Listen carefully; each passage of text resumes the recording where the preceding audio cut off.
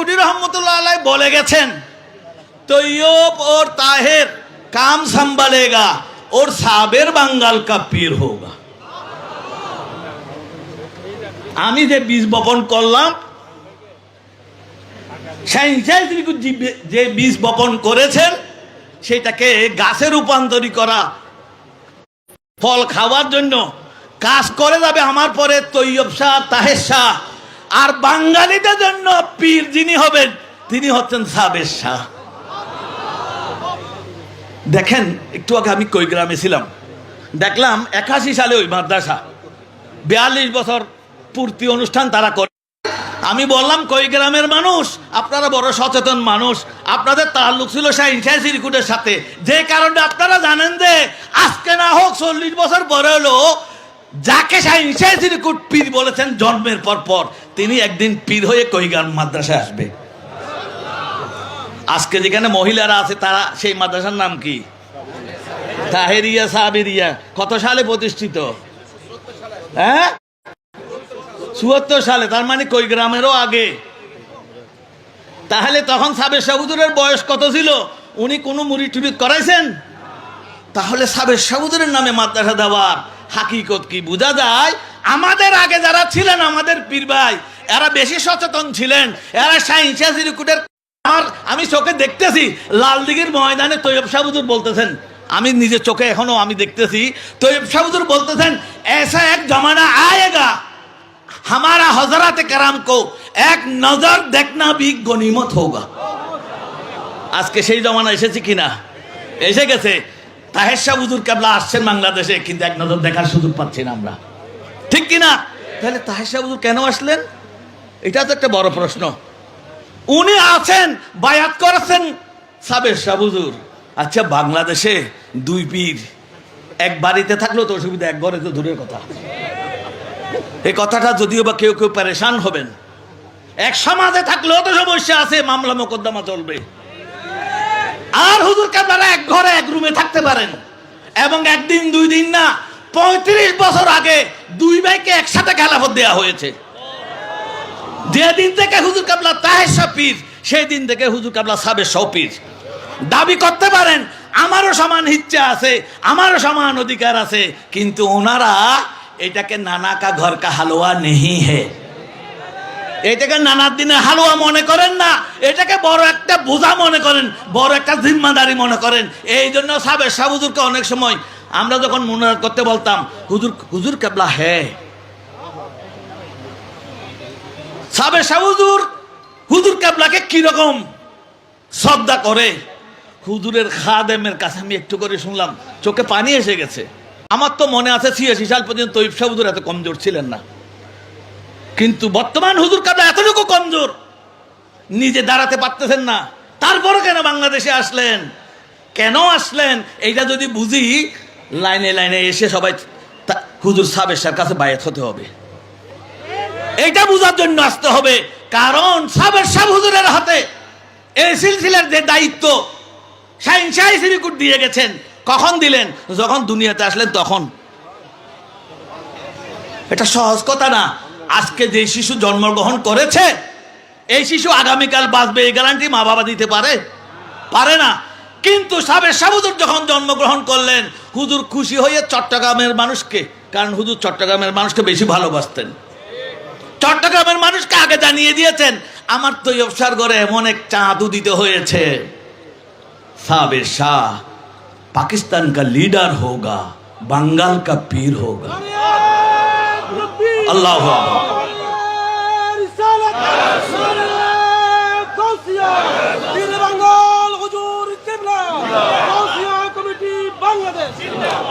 সাবের শাহ হুজুরের বাহ্যিক দিক আমরা দেখতেছি, কারণ উনি এখনো লিডার হিসেবে আছেন, পীর হিসেবে এখনো পুরোপুরি আসেন নাই। কারণ সূর্য যখন উদিত হয় তারা আমরা থাকলেও দেখি না, ঠিক কিনা?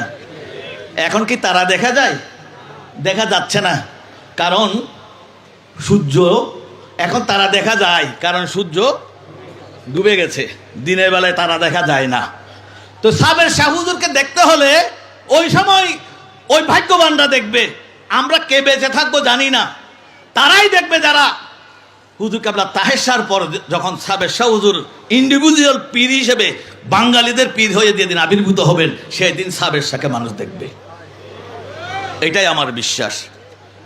পীর সাহেবের শাহ মাদ্দাজিল্লাহুল আলী, ওনাকে চিনেছেন ইমামে আহলে সুন্নাত আল্লামা গাজী শেরে বাংলা রহমতুল্লাহ আলাইহি। আপনারা বলবেন শেরে বাংলা হুজুর তো 68 সালে ইন্তেকাল করেছেন, উনি পীর সাহেব শাহকে কখন কোথায় দেখলেন?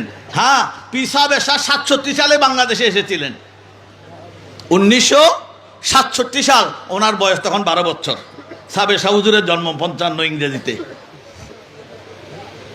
তৈয়ব শাহ হুজুরের সাথে সফরে যাচ্ছেন, একটা কার, সামনে সিটে তৈয়ব শাহ হুজুর, পিছনে 3 সিটের মধ্যে 1 সিটে শাহজাদা সাবের শাহ 12 বছরের বালক, তার পাশে ইমাম শেরে বাংলা রহমতুল্লাহ আলাইহি, তার পাশে পটিয়ার মানুষ, তৎকালীন সময়ে হুজুরের খাদেম ছিলেন আইয়ুব আলী সওদাগর, মরহুম মকফুর, যিনি 12 রবিউল আউয়াল ইন্তেকাল করেছিলেন। লাখো লাখো মানুষ তার জানাজা পড়েছিলেন।